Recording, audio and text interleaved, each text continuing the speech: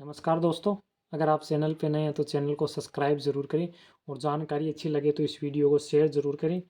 और आज हमारा वीडियो विशेष करके आरपीएससी फर्स्ट ग्रेड के जो इतिहास के विद्यार्थी हैं उनके लिए हैं। अगर आप इतिहास से स्कूल व्याख्याता का एग्ज़ाम देना चाहते हैं, उसकी तैयारी कर रहे हैं, तो वीडियो आपके लिए बहुत ही उपयोगी है।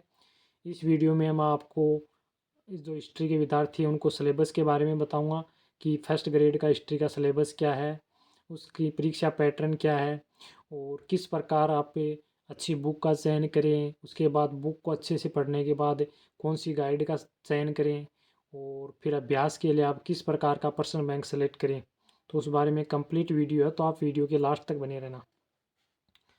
तो आरपीएससी की भर्ती की बात करें तो भर्ती अभी जस्ट आने ही वाली है, तो अभी बिल्कुल आपको काफ़ी समय मिलेगा। तो आप विस्तृत रूप से इस चीज़ का अध्ययन करें अपने सब्जेक्ट का, तभी आप बेहतर कर सकते हैं। सिलेबस की बात करें तो आप आरपीएससी की साइट पे, ऑफिशियल साइट पे जाके भी सिलेबस डाउनलोड कर सकते हैं। वहाँ पे आपको सिलेबस बिल्कुल इंग्लिश में मिलेगा, तो आप किसी भी मित्र से या अपने फ़ोन से भी ट्रांसलेट करके पढ़ सकते हैं, इसकी पीडीएफ निकलवा सकते हैं। तो सिलेबस आपके पास ज़रूर होना चाहिए। सिलेबस बता देता हूँ मैं आपको, क्या सिलेबस आपका फर्स्ट ग्रेड का इतिहास का। तो पेपर सेकंड जो आपका सब्जेक्ट का होता है, फर्स्ट पेपर आपका कॉमन होता है जीके का। तो सब्जेक्ट में प्रथम जो भाग होता है वो वरिष्ठ माध्यमिक स्तर का होता है, मतलब 10वीं तक, ये सॉरी 12वीं तक होता है, 11वीं 12वीं तक आपका जो वरिष्ठ माध्यमिक स्तर होता है। तो उसमें आपको प्राचीन भारत के स्रोत, साहित्य, पुरातत्व, विदेशी यात्री, ये वाला टॉपिक मिल जाएगा। सरस्वती सिंधु सभ्यता, जिसको आप हड़प्पा बोलते हैं, उसकी उत्पत्ति, विस्तार, उत्खनन के बारे में मिल जाएगा। एज ऑफ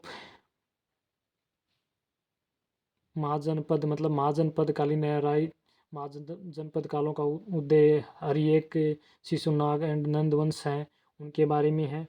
मौर्य साम्राज्य की स्थापना, विस्तार, प्रशासन, अर्थव्यवस्था, कला और आर्किटेक्चर के बारे में मिल जाएगा, मतलब स्थापत्य कला के बारे में।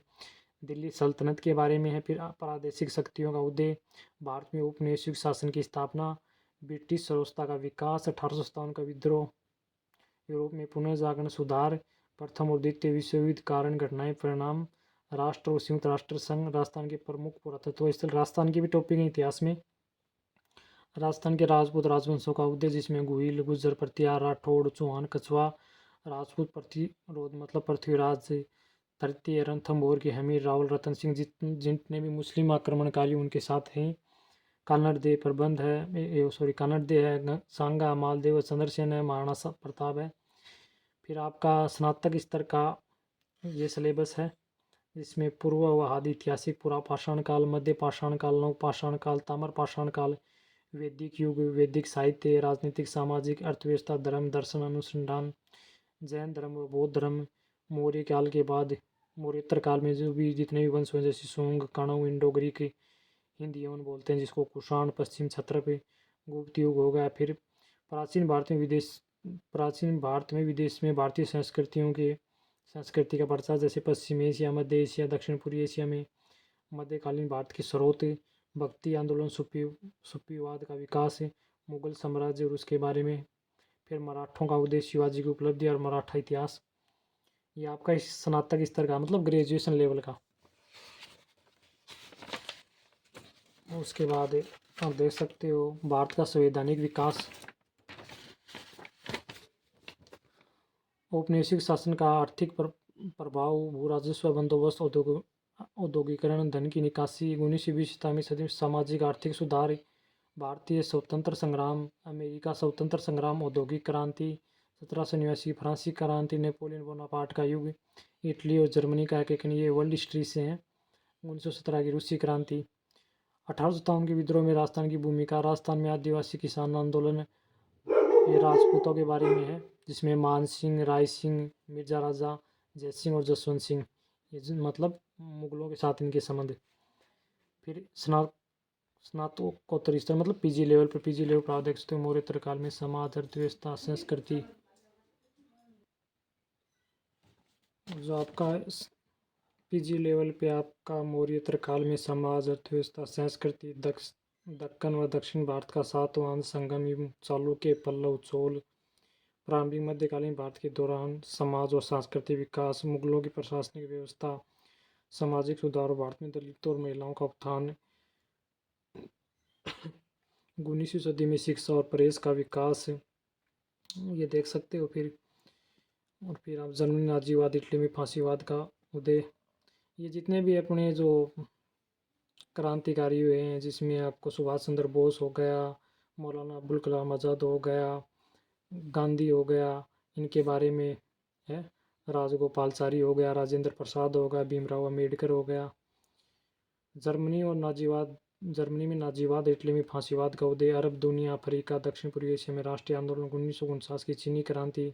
फिर राजस्थान इतिहास के टॉपिक में राजस्थान के इतिहास के स्रोत, पुरातत्व, अभिलेखीय, साहित्यिक स्रोत, राजस्थान में जागृति, सामाजिक परिवर्तन, राजनीतिक जागृति, राजस्थान का एकीकरण के और उसके चरण, राजस्थान की कला, वास्तुकला, पेंटिंग।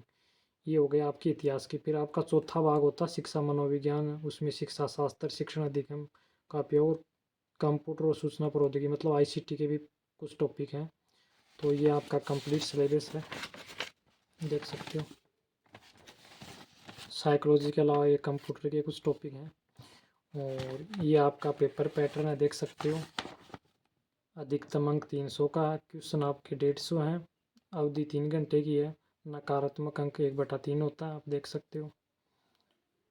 पेपर की मतलब डिवाइडेशन आप देख सकते हो। वरिष्ठ माध्यमिक स्तर मतलब आपका 11वीं 12वीं का लेवल का, फिर स्नातक स्तर का और संबंधित विषय का, फिर स्नातकोत्तर मतलब पीजी लेवल का, फिर आपका मनोविज्ञान और आईसीटी। ये आपका कंप्लीट सिलेबस है। तो आप वीडियो को रोक के भी देख सकते हैं और यहीं से भी स्क्रीनशॉट ले सकते हैं। बाकी आप निकाल किसी भी ई मित्र से आप निकलवा भी सकते हैं आरपीसी की साइट से, तो वो बेहतर रहेगा। तो सिलेबस का अध्ययन ज़रूर करें। ये आपका पेपर है जो पिछली बार 18 अक्टूबर 2022 को हुआ था। इसका भी मैंने एक कंप्लीट सॉल्यूशन करा रखा है, आपको चैनल पे अवेलेबल, आप वीडियो देख सकते हैं।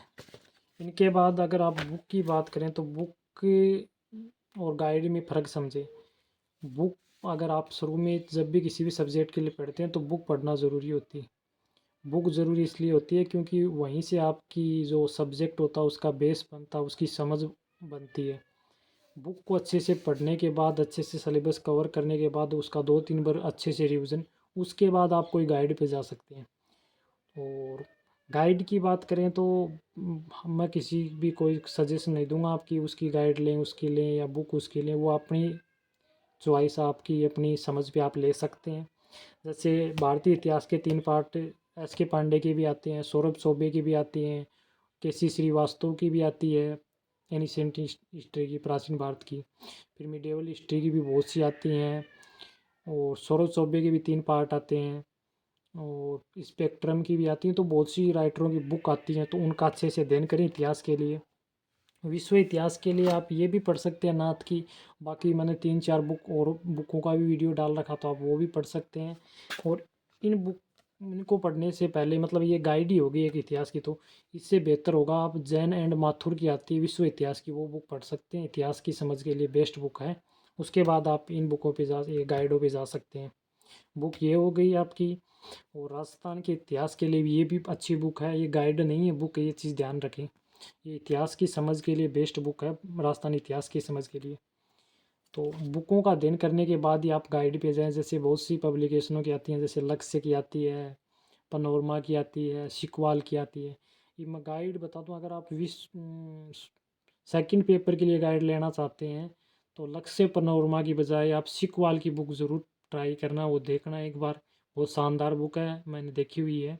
उग्रसेन जी सियाग की बुक आती है। बाकी आप किसी और पब्लिकेशन की भी ले सकते हैं। साइकोलॉजी की, जो आपके मनोविज्ञान होता है साइकोलॉजी, उसके लिए बहुत सी बुकें आती हैं गाइड, तो आप वो भी ले सकते हैं। और सबसे सरल भाषा में और जिसमें आपको काफ़ी क्वेश्चन मिल जाएंगे, वो प्रभात पब्लिकेशन की आती है, वंदना जादौन जी की, तो बहुत शानदार बुक है।